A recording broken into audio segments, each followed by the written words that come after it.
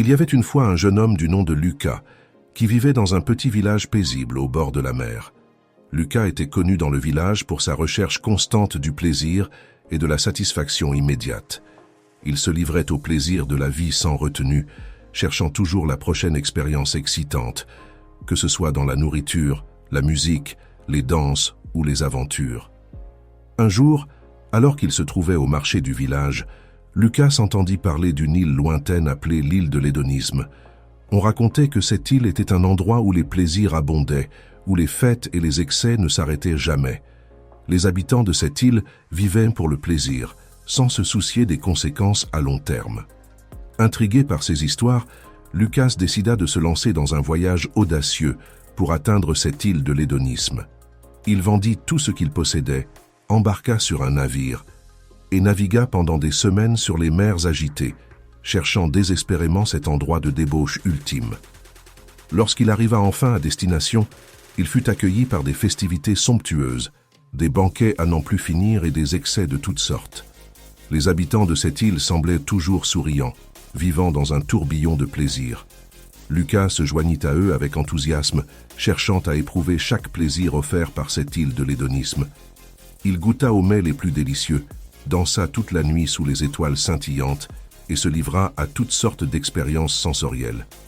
Cependant, au fil du temps, Lucas commença à ressentir un vide intérieur.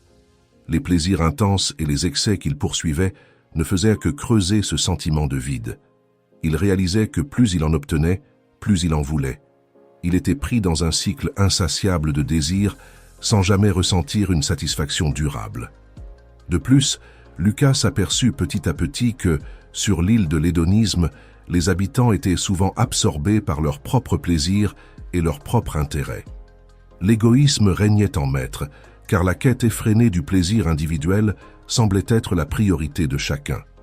Les relations étaient souvent superficielles, car les habitants étaient enclins à utiliser les autres pour satisfaire leurs propres désirs, sans réel souci pour le bien-être des autres.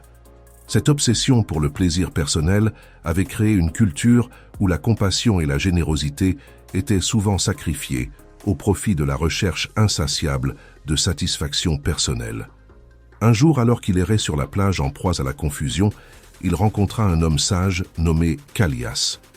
Callias avait lui-même vécu sur cette île de l'hédonisme pendant des années, mais il avait finalement découvert une vérité plus profonde. Il dit à Lucas: « Je vois en toi la même quête insatiable que j'avais autrefois. Tu es venu sur cette île à la recherche du plaisir, mais as-tu trouvé la véritable félicité ?» Lucas secoua la tête, exprimant son désarroi. « Non, admit-il, je trouve que plus je recherche le plaisir, plus il m'échappe. Je me sens vide et insatisfait. » Callias sourit avec compréhension. C'est parce que la recherche effrénée du plaisir, sans modération ni réflexion, ne peut pas apporter un bonheur durable. Ce que tu recherches, Lucas, ce n'est pas l'hédonisme, mais l'épicurisme. Callias expliqua à Lucas que l'épicurisme était une philosophie de vie différente, qui prônait la recherche du plaisir dans la modération et la pleine conscience. L'épicurisme mettait l'accent sur la tranquillité d'esprit, la gratitude pour les plaisirs simples et la recherche d'une vie équilibrée. Lucas était intrigué par ces enseignements et décida de quitter l'île de l'hédonisme pour chercher l'île de l'épicurisme, un endroit où il espérait trouver un bonheur plus authentique. Son voyage le mena à travers d'autres mers tumultueuses, mais cette fois-ci, il était animé par la recherche d'une philosophie de vie plus équilibrée. Il fit escale sur de nombreuses îles et rencontra des sages qui lui enseignèrent les principes de l'épicurisme. Il apprit que l'hédonisme, avec sa quête incessante de plaisirs intenses, conduisait souvent à la frustration et à l'insatisfaction. En revanche, l'épicurisme prônait la modération, la gratitude et la recherche du plaisir authentique dans des moments simples et durables. Finalement, Lucas atteignit l'île de l'épicurisme, où il découvrit la valeur de la modération, de la tranquillité d'esprit et de la recherche du plaisir authentique. Il apprit à savourer chaque repas, chaque rencontre et chaque moment avec gratitude. Il comprit que le véritable bonheur résidait dans la modération, la pleine conscience et la recherche d'une vie équilibrée. Lucas décida de partager ses enseignements avec les habitants de l'île de l'hédonisme, afin de les aider à trouver un bonheur plus authentique, différent de la quête insatiable de plaisirs éphémères.